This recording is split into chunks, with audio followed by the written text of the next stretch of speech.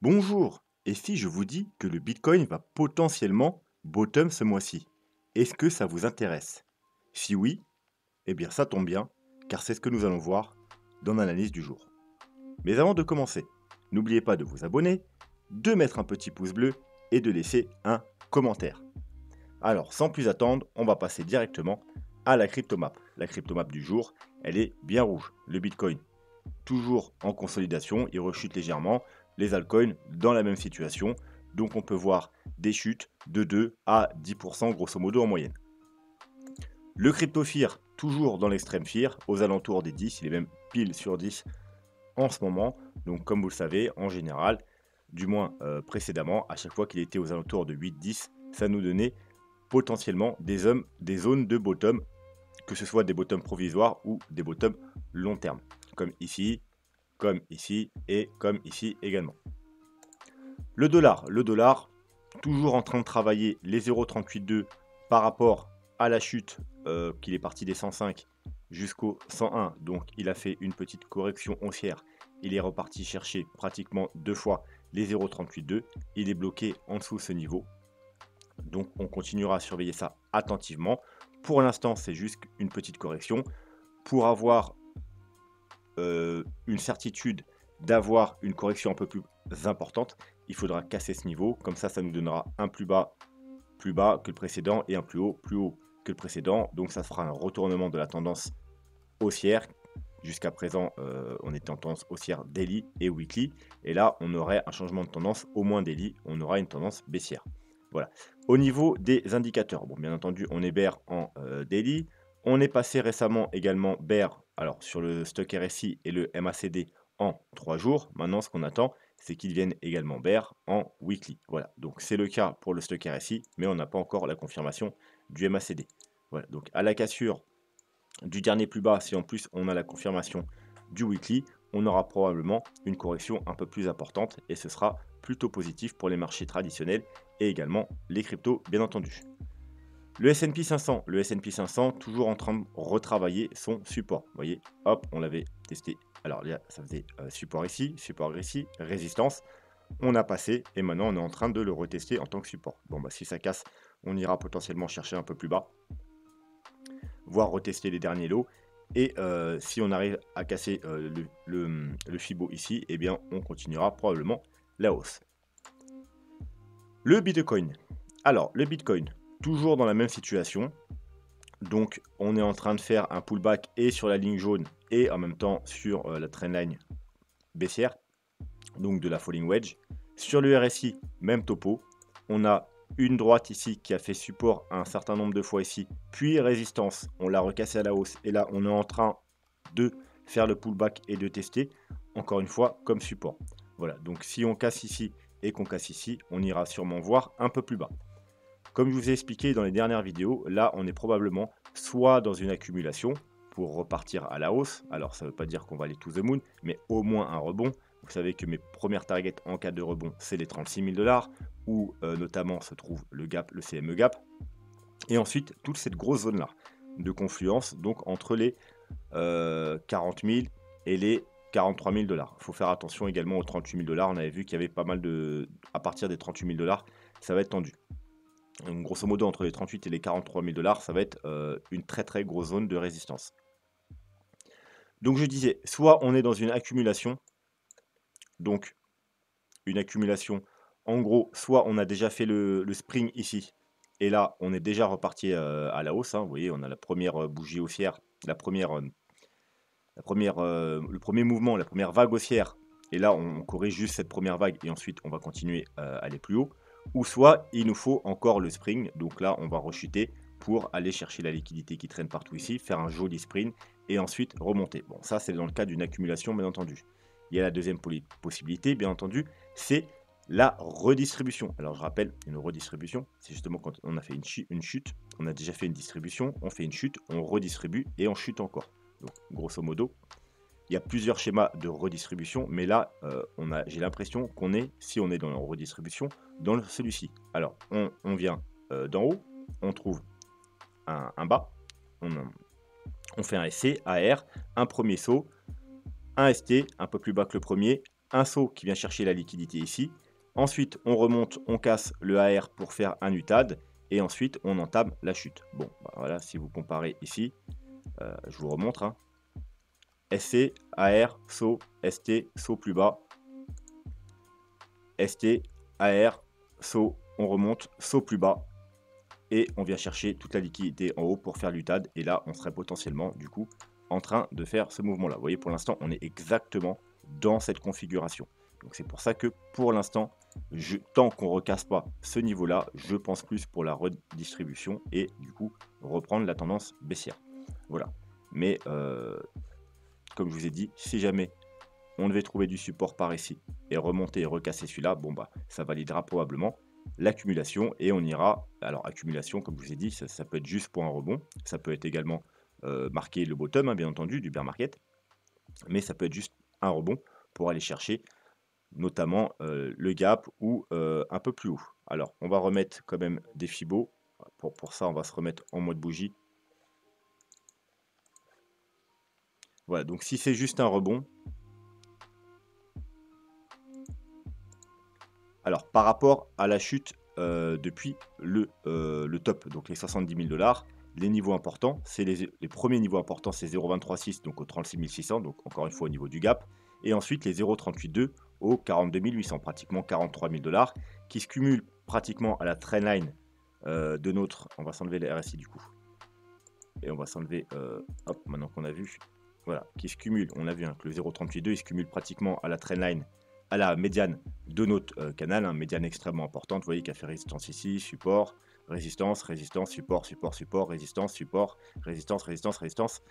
Bon, bref, vous avez compris, niveau extrêmement important. Voilà, donc premier niveau, les 36 000, deuxième niveau, les 43 000, et pour les niveaux intermédiaires, il suffit de faire la même chose, mais avec le dernier top, donc c'est-à-dire les 48 000 $. Voilà, donc là, on est en train de travailler tout simplement, on l'avait vu la dernière fois, les 0,236. On en a été rejeté une fois, deux fois, trois fois. Voilà, donc on n'a pas réussi à passer. Si on repasse le niveau, bah, le premier target, c'est tout simplement les 0,382 au 34 800 $. Ensuite, on aura les 0,5 au 37 000 $. Et ensuite, la zone de rechargement de short ici, donc on a vu entre les 40 000 et les 43 000 $. Donc maintenant, on va passer, vu qu'il n'y a rien de nouveau, hein, on va passer au sujet du jour.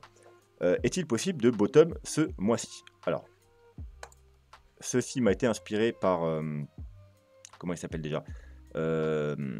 CryptoCrew, donc un youtubeur américain.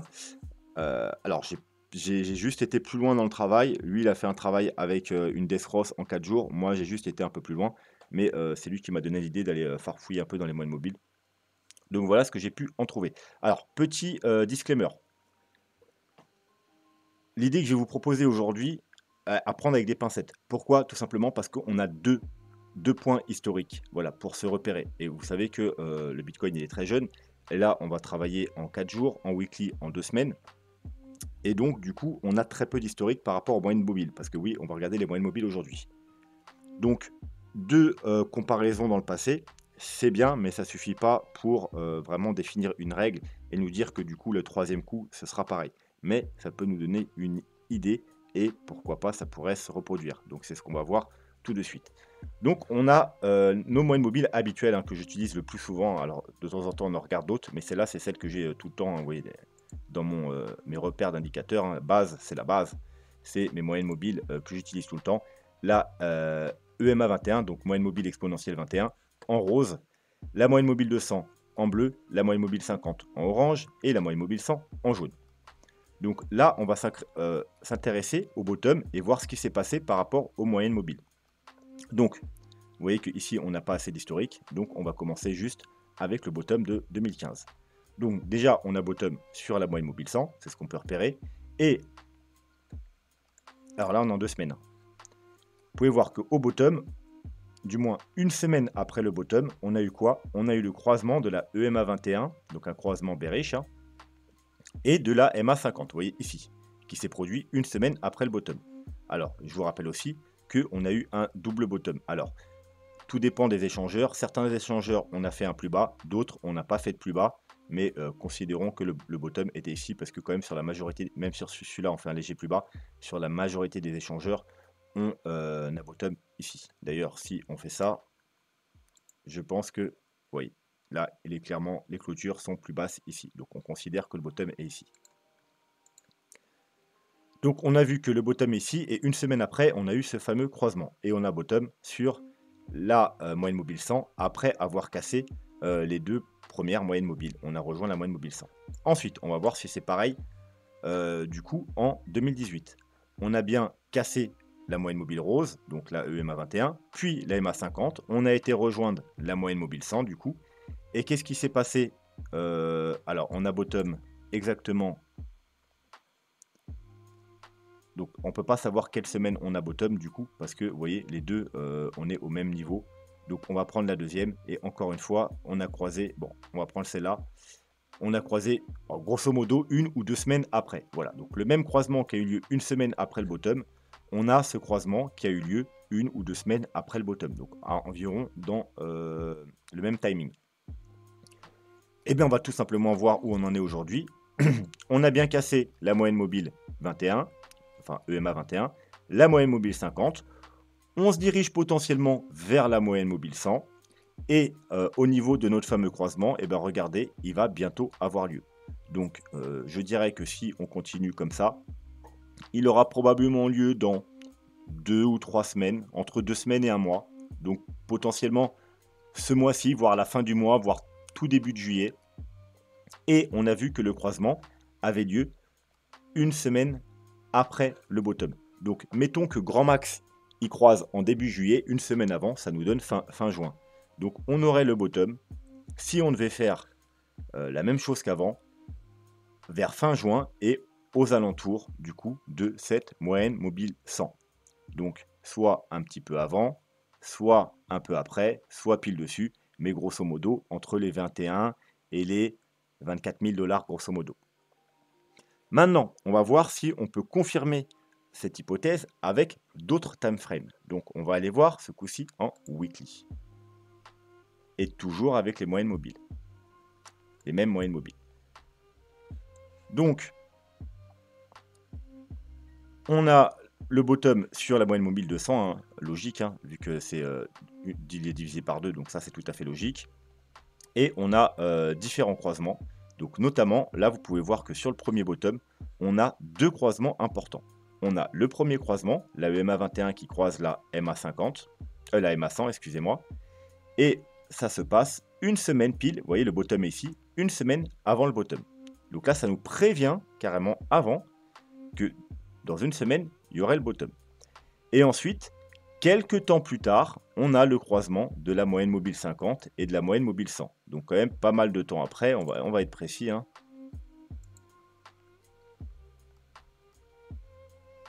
3 mois plus tard. Donc, on a une semaine avant un croisement et 3 mois plus tard, le deuxième croisement. Donc, grosso modo, le bottom se situe entre, vous voyez, les deux croisements. On va voir ce qui se passe au bottom de 2018. Donc, on a notre premier croisement ici, qui a lieu, encore une fois, une semaine avant le bottom. Vous voyez, le bottom, il est là une semaine. Donc, encore une fois, ce croisement-là nous prévient. Alors, on va vérifier si c'est bien le même croisement. Oui, rose qui croise la jaune. Donc, rose qui croise la jaune. Donc, encore une fois, une semaine avant. Ça veut dire c'est à cette époque, on avait regardé en arrière et qu'on avait vu ça et on s'était dit, tiens, peut-être qu'on va faire pareil. Eh bien, une semaine avant, on aurait su la date précise du bottom et on aurait pu acheter pile les 3150 $, le bottom, avec assez de confiance. Alors, du coup, non, pas avec beaucoup de confiance parce qu'on n'avait qu'un historique, mais voilà, ceux qui aiment bien jouer à la roulette ou au casino, ils auraient pu tenter un coup et ils auraient gagné. Donc, exactement pareil, une semaine avant, ça nous a prédit le bottom. Et ensuite, quelques temps plus tard, on a eu le deuxième croisement. Alors, la première fois, c'était 3 mois, et là, ça va être 70 jours, donc 2 mois et 10 jours. Donc, pas trop loin. Voilà, vous voyez, donc, grosso modo, entre 2-3 mois. Donc, et encore une fois, le bottom s'est produit entre ces deux croisements importants et bien entendu sur la MA 21. Donc, pour les deux bottoms précédents, le bottom a eu lieu entre les deux croisements et grosso modo une semaine après le premier croisement et 2-3 mois avant le second croisement. Eh bien, on va tout simplement voir où on en est maintenant. Donc, premier croisement, c'est la rose qui croise la jaune. Regardez qu'est-ce qui se passe. On est sur le point de croiser. Donc ça va avoir lieu dans 2-3 semaines. Il faudra surveiller ça très attentivement. Et n'oubliez pas que théoriquement, si on refait exactement pareil que les 2 fois précédentes, ce croisement aura lieu une semaine avant le bottom. Donc ce qui voudrait dire déjà qu'on n'aurait pas encore bottom, donc que le bottom ne se trouve plus pas là, mais que ça va pas tarder dans les semaines à venir. Donc imaginons, c'est dans 3 semaines qu'ils croisent, ça veut dire que le bottom aura lieu dans 2 semaines. S'ils croisent dans 2 semaines, le bottom aura lieu dans une semaine. Voilà, il faudra juste surveiller ça chaque jour. Et donc on irait théoriquement faire un peu plus bas, voire peut-être même un double bottom, hein, on ne sait pas, mais voilà, si on s'en tient par le passé, théoriquement on doit aller rechercher la moyenne mobile de 100, donc vers les 22 000 $. Et l'autre croisement du coup, l'autre croisement qui est la ligne orange, enfin la ligne orange qui croise la ligne jaune, eh bien pour l'instant on n'y est pas encore. Parce que théoriquement, une fois qu'on a bottom, ça c'est 2-3 mois plus tard. Donc là, bien entendu, on en est encore loin. Vous voyez, elles sont assez écartées. Donc pour l'instant, on ne peut pas trop voir ça à ce niveau-là. On le verra. Ça pourrait être peut-être une confirmation une fois qu'on aurait déjà eu notre premier croisement et une chute avec un plus bas et un rebond, bien entendu. Donc ça sera à surveiller plutôt dans les mois qui viennent. Et pour finir, on va aller voir un dernier time frame, le 4 jours. Donc le 4 jours, on va encore une fois regarder au niveau du bottom et on peut voir qu'on a un croisement ici. La EMA 21 qui croise la moyenne mobile de 100. Ce croisement a lieu 2 bougies avant, donc ça fait 8 jours. Donc 8 jours avant, on a eu un croisement de la ligne rose et de la ligne bleue.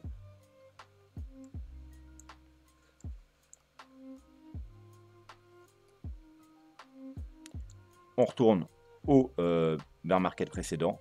On a encore la ligne rose qui croise la ligne bleue une bougie avant ce coup-ci. Donc ça veut dire 4 jours avant. N'oubliez pas, là on est en 4 jours. Donc voilà. Première bear market, 4 jours avant, on a eu le croisement et ensuite le bottom. Deuxième bear market, 8 jours avant, on a eu le croisement et ensuite le bottom. Donc entre 4 jours et 8 jours, ça fait aux alentours d'une semaine. Encore une fois, on a eu ce fameux croisement.